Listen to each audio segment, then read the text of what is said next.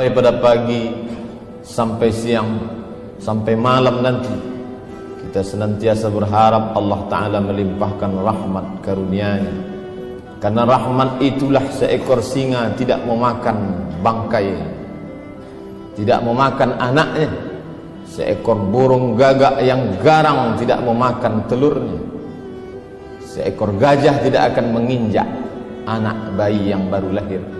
Apa sebab? Karena ada rahmat Allah Subhanahu wa ta'ala.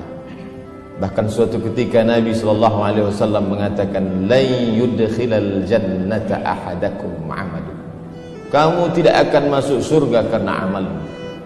Wala anta ya Rasulullah, engkau pun tidak masuk surga karena amalmu. Wala ana, aku pun tidak masuk surga karena amalku. Illa ayyataghammadani Allahu bi rahmatih. Allah Ta'ala mencurahkan rahmatnya. Rahmat itulah yang dimintakan oleh khatib pada awal khutbahnya. Assalamualaikum warahmatullah. Rahmat itulah yang senantiasa kita mohonkan kepada yang hidup dan yang mati. Allahumma ghfir lahu warhamhu. Dan pada saat duduk antara dua sujud kita mintakan Rabbi ghfirli warhamhu. Kenapa orang yang berdosa sampai siang ini masih hidup? Karena Allah Ta'ala masih memberikan rahmat hidup. Tapi tidak semua yang hidup datang ke masjid ini. Di rumah sakit yang tidak jauh dari masjid kita ada terbaring saudara-saudara kita yang sedang diuji, diberi rahmat hidup, tapi sehatnya dicabut Allah. Tapi ada pula yang sampai siang ini berkeliaran di tengah jalan raya, diberikan rahmat hidup, diberikan rahmat sehat, tapi ada dicabut Allah satu nikmat besar dari hatinya, rahmat istiqamah iman dan Islam. Oleh sebab itu rukun khutbah khatib mengucapkan alhamdulillah. Kenapa diucapkan alhamdulillah? Karena sampai siang hari ini masih bersemayam dalam diri khatib dan semua kaum muslimin yang melaksanakan salat Jumat, masih bersemayam rahmat hidup, rahmat sehat, rahmat istiqamah dalam iman dan Islam. Kita hanya dapat membalaskan dengan ucapan lidah alhamdulillah. Kalimatani, dua kalimat, khafifatani 'alal lisan, ringan diucapkan lidah, thaqilatani fil mizan, tapi berat pada timbangan mizan hari kiamat. Subhanallah wa bihamdihi, subhanallah wa bihamdihi. Senantiasa kita basahkan lidah berzikir, hanya itu yang dapat kita balaskan atas segala nikmat rahmat karunia Allah Subhanahu wa ta'ala. Tapi rasanya tidak adil bila orang diberi lidah hanya sanggup bertasbih. Bagaimana bila diberi kekuasaan? Apakah seekor gajah akan dianggap melakukan perbuatan yang sama dengan seekor semut? Tentu tidak. Makin besar nikmat rahmat yang dicurahkan Allah, maka makin besarlah tuntutan Allah terhadap diri kita. Bagi fakir miskin, orang yang sakit, dia cukup mengucapkan alhamdulillah. Tapi bagi orang yang punya kekuasaan, dia mesti bersyukur dengan kekuasaan yang dipinjamkan Allah Ta'ala kepada dirinya. Jamaah Jumat yang dimuliakan Allah, ketika Allah Subhanahu wa ta'ala menitipkan suatu rahmat kepada diri kita, nanti dia akan tanya itu. Innas sam'a, pendengaran, wal basar, penglihatan, wal fuad, hati, kullu ulaika kana anhu mas'ula. Semua akan disoal, semua akan ditanya, semua akan diminta pertanggungjawaban di hadapan Allah Subhanahu wa ta'ala. Mungkin kita tidak punya kuasa, tapi ada rahmat harta yang dititipkan Allah, maka harta itu juga bukan hadiah. Harta adalah tanggung jawab dan amanah. Sebesar apa harta itu sudah kita buat untuk menolong agama Allah Subhanahu wa ta'ala. Jamaah Jumat yang dimuliakan Allah Subhanahu wa ta'ala, maka kita perlu berpikir sejenak. Agama Allah ini dulu pernah kuat. Kenapa? Dia ditopang dengan tiang-tiang yang kokoh, tiang kekuasaan, tiang ekonomi, tiang ilmu pengetahuan. Maka kita akan bangkitkan lagi agama ini. Sulitkah bagi Allah Ta'ala menolong agamanya?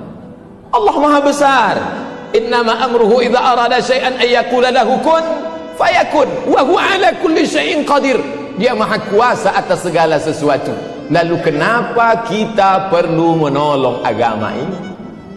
Bukankah dia Maha Kuasa? Bukankah dia Al-Aziz, Al-Jabbar, Al-Mutakabbir, Zul Jalali wal Ikram? Kenapa makhluk yang lemah ini disuruh untuk menolong agamanya?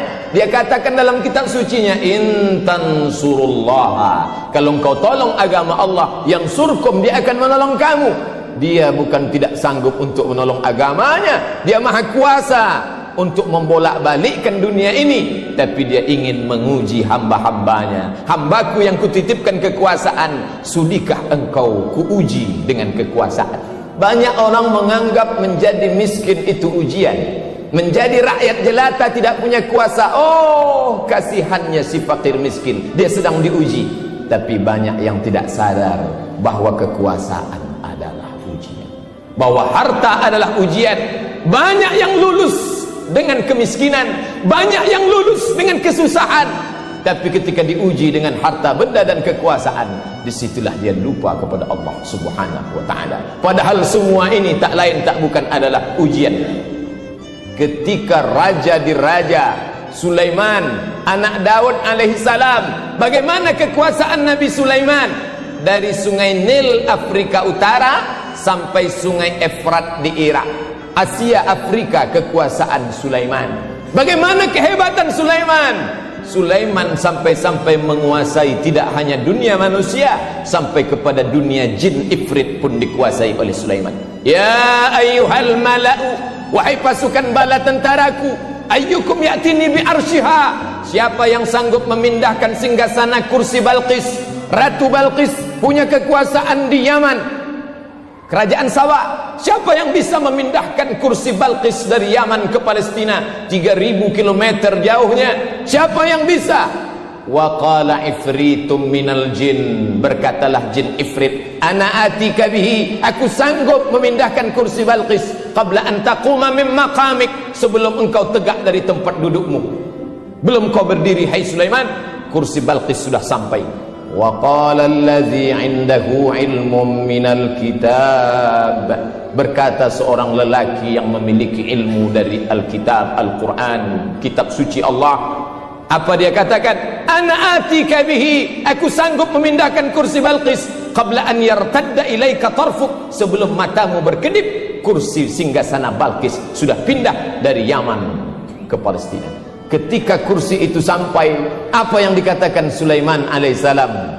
Nabi Sulaiman mengatakan, hadza min fadli rabbi, ini ujian Tuhanku, liyabluwani, dia sedang menguji imanku. Ashkur, apakah aku akan bersyukur, am akfur, apakah aku akan kafir. Siang ini sepekan lamanya kita sibuk dengan aktivitas rutinitas, menghitung harta, mengurus kekuasaan. Tapi siang ini kita masih diberikan rahmat hidup sehat walafiat, merenung sejenak dalam khutbah Jumat. Apakah selama ini kekuasaan yang kita miliki sudah kita pakai untuk menolong agama Allah? Kalau sudah, alhamdulillah, khutbah ini membuat kita makin istiqamah. Kalau belum, tidak ada kata terlambat. Mari kita pakai kekuasaan dan harta benda untuk menolong agama Allah. Harta tidak lagi ada, kekuasaan pun tak tersisa. Apa yang bisa saya sampaikan? Sampaikan kepada anak, menantu, cucu, cicit, kawan, sahabat, handai tolan generasi akan datang. Wahai cucuku, wahai anakku, wahai sahabatku, wahai generasi ke depanku, aku dulu pernah berkuasa, tapi aku tidak tahu agama. Sekarang aku tak punya apa-apa, tapi aku ingin sampaikan kepada kalian, di akhir hayatku, aku ingin kalian menolong agama Allah dengan harta dan kekuasaan yang dititipkan Allah Subhanahu wa ta'ala. Inilah yang akan dibawa menghadap Allah Subhanahu wa ta'ala. Yauma la yanfa'u malun wala banun, yauma la yanfa'u malun, pada hari itu tak ada guna harta, wala banun, anak pun tak bisa menolong. Siapa yang akan menolong? Illa man atallaha biqalbin salim, orang-orang yang datang menghadap Allah dengan hati yang bersih, membawa amal saleh. Pada saat menutup mata, amal soleh akan dibawa. Saat itu malaikat datang menghampiri sebelum Israel mencabut nyawa. Apa kata malaikat? Allah takhafu, hai calon jenazah, hai yang akan mati meninggalkan berjasad, la takhafu, jangan kau takut, wala tahzanu, jangan kau sedih.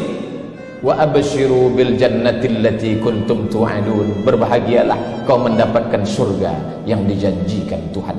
Saat tersenyum, saat itulah ruh keluar dari jasad, dibawa oleh malaikat Israel menghadap penciptanya Allah Subhanahu wa ta'ala.